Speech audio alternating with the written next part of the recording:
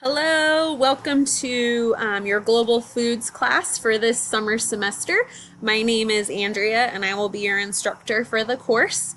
This is your first video announcement. I usually do these within every learning module to just kind of highlight the topic that we'll be discussing and to just reiterate any things that I'm seeing throughout the course and to just give a name to a face because this is an online course, and so sometimes it can be challenging to really feel like a connection with your instructor because you are so entrenched in that online setting. And so I like to think that it's nice to have a face to see every now and then, to just really see that there is a check-in point and there is somebody at the other end of this computer helping you throughout the semester and this course. So with that, I'd like to give you just a real quick crash course of Blackboard and the specifics around this course this semester.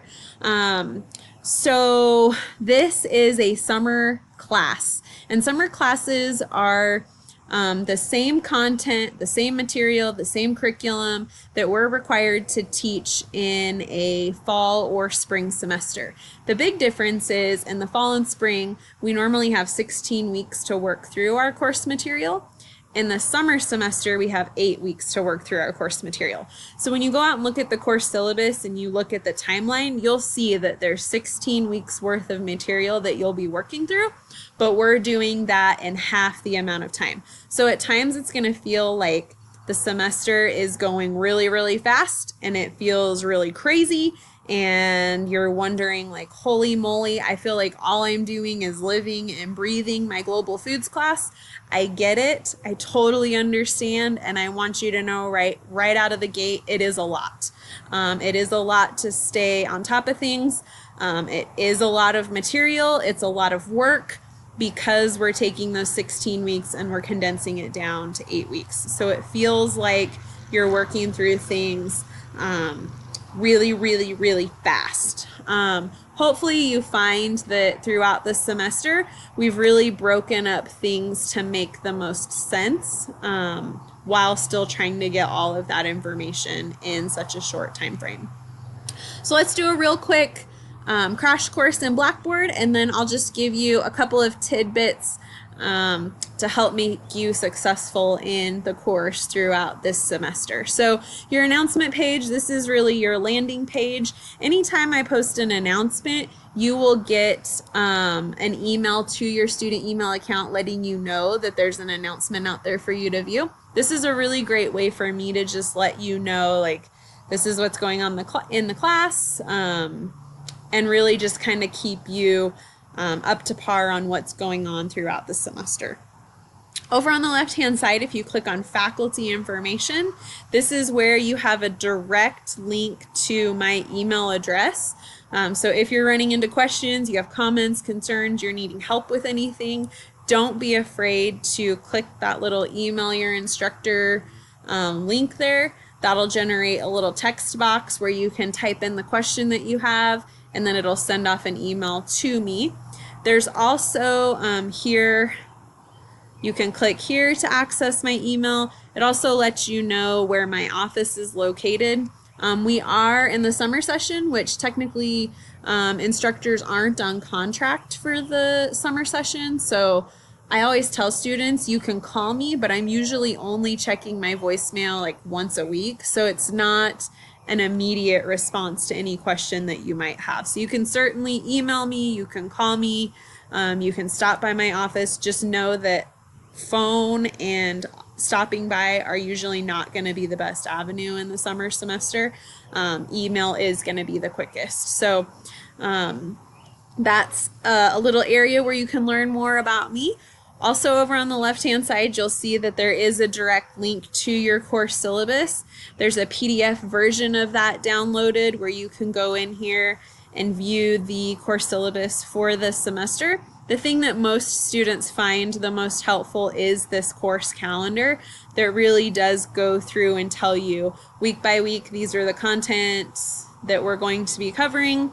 These are the assignments that are due. Every week is pretty much structured the same. So every week you usually have a discussion board, which is related to the specific topic that we're covering.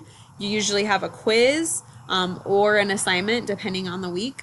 And then every single week you have a weekly current event. And we'll talk a little bit more about that as we're moving through the navigation of this specific Blackboard course. The other thing that's embedded under the course syllabus section is the institutional syllabus. You'll just want to make sure that you review both of those. There's really critical information in both of those syllabi that's super helpful for you to know, especially in this very first learning module when you're taking your syllabus quiz. You'll want to be able to have access to both to be able to successfully complete that quiz and have the information that you need. And then you'll notice there's 3 little categories over here in the table of contents on the left-hand side. The very first one is learning modules. This is where you're going to find all of the content for whatever module is open that you're currently working through.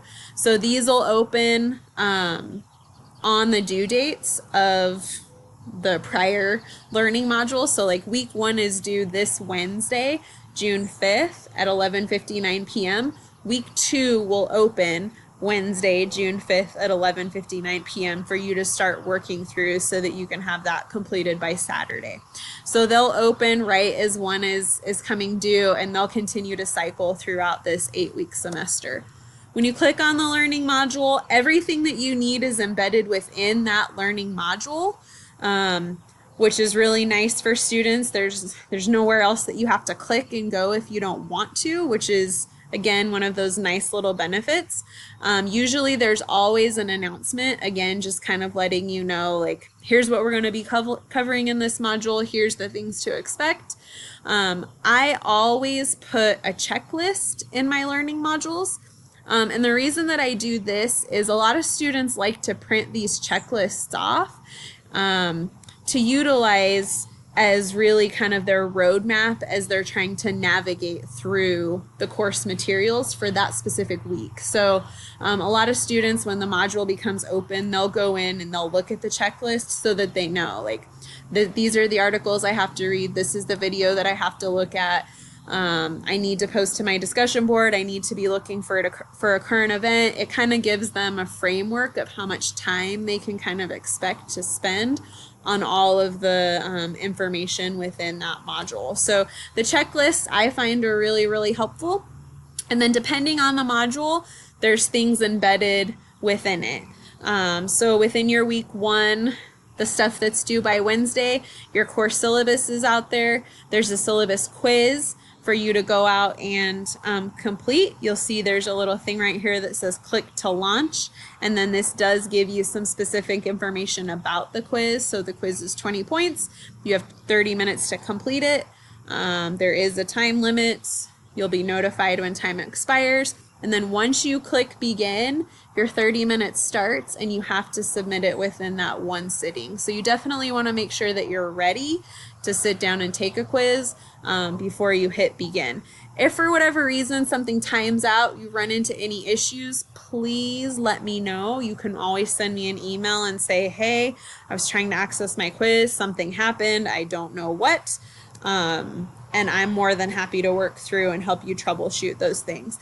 It's a little bit harder when you're working through those things when they're due. So if you're working through it Wednesday at 11:45 p.m. and then you email me and say, oh my gosh, something was wrong with my quiz, it's likely that I'm probably in bed sleeping. I'm not a stay up late kind of gal. And so the likelihood that I'm going to be able to troubleshoot that quiz for you in 15 minutes before it's due is probably not very likely. So you really want to make sure that this semester you manage your time, you know the stuff that's due, and you really try to not wait until the last minute in case you do run into any issues along the way. The other thing that you'll see that's due this week is a weekly discussion board. Discussion boards are something that we do within every single learning module. So it is something that you'll definitely want to make sure you get used to doing. And the discussion boards, there's always questions posed. A lot of students like to copy and paste these questions into a Word document and type up their response, and then copy and paste them back into the discussion board for their peers to see. That offers you some assurance in case for whatever reason Blackboard goes down and you're in the middle of a discussion board, or your computer dies, or something crazy happens, you don't lose all of that stuff that you just got done typing. But excuse me, but it's totally up to you. That's just kind of one of those like tricks of the trade, if you will. So the discussion boards, I always try to be really specific about what I'm asking you to respond to. So what questions I'm asking you to respond to, and then what the minimum posting requirements are of that. So is it 3 to 5 sentences? Is it 2 paragraphs, which consist of 6 to 10 sentences? Like, what is it that I'm telling you are the minimum posting requirements? And then for every discussion board, you also need to respond to 3 of your peers. And so it's not just you making an initial post, it's also you engaging in conversation with your peers. And that should actually be a conversation.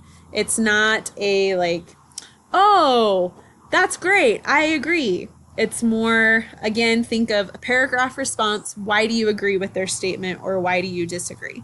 And remember that you are having a conversation online, so you want to keep things productive and professional. So it's totally healthy to disagree, but make sure that you're communicating in a way that helps establish why you might disagree. And again, in a way that's productive and mindful of the person on the other end of that post. The other thing that we do, we won't do this in week 1 because I kind of want to give you a little bit of a let's get acquainted with Blackboard, but definitely in week 2, you will also have a weekly current event blog. Your week 2 announcement, I will definitely make sure in that little video that we talk about how to actually make a blog contribution and then how to reply to your peers. That really is just a what's happening in food and agriculture, and believe me, there's a whole lot happening in food and agriculture, so you shouldn't have any problems finding articles, news stories, things that are happening on TV to be able to post for your peers to read. There's a whole lot happening. And you'll probably be amazed at the end of the semester just how much food and agriculture is in the news. So we'll touch on that when we get to week 2. So don't stress about it yet. Just know that you will also be doing current events along the way. The other thing that I just wanted to draw your attention to is the grade center. So this is where you can view your updated grades. So every time I grade an assignment, you can come in here and see how many points you earned for that specific assignment. I encourage you to stay on track of this and make sure that I'm giving you the points that you thought you needed. You'll notice within these, there's usually a little bubble that you can click on that will give you any feedback that I have provided for you within that specific assignment. So if you didn't get the total points and you're wondering why, click that little feedback thing and it'll give you hopefully some helpful hints so that along the way you can maximize those points and try to get the most possible throughout the semester. The last thing that I will say is this is a global foods perspective course, which means that throughout the semester, it's really important that you remember that there is no right or wrong answer. Every food issue that you're going to be faced with, I'm going to give you information that supports it and information that rejects it. And information that I think is backed by pretty solid sources. So this course is really designed to present you with both sides of the issue, and then hopefully in that presentation help you form kind of a final opinion or final thought around how you feel that specific issue contributes to agriculture, getting food to your plate, those kinds of things. The other thing that's also important to know is this is an ethics designated course. So every single week we're going to be talking about ethics. In week 2, I'll present you with the 5 different ethical types that we'll be discussing throughout the semester. And then every module after that, I have you apply those ethical types to whatever issue we're talking about. And again, there is no right or wrong answer. So, and I'll reiterate that throughout the semester. So never feel bad about the way in which you are not necessarily arguing, but definitely having a conversation about that issue and the stance that you're taking on that issue. So with that, I'm going to wrap this up. I try to keep these under 15 minutes. If you have questions, concerns, comments, need anything from me, please feel free to let me know. Otherwise, I hope you have a fantastic semester.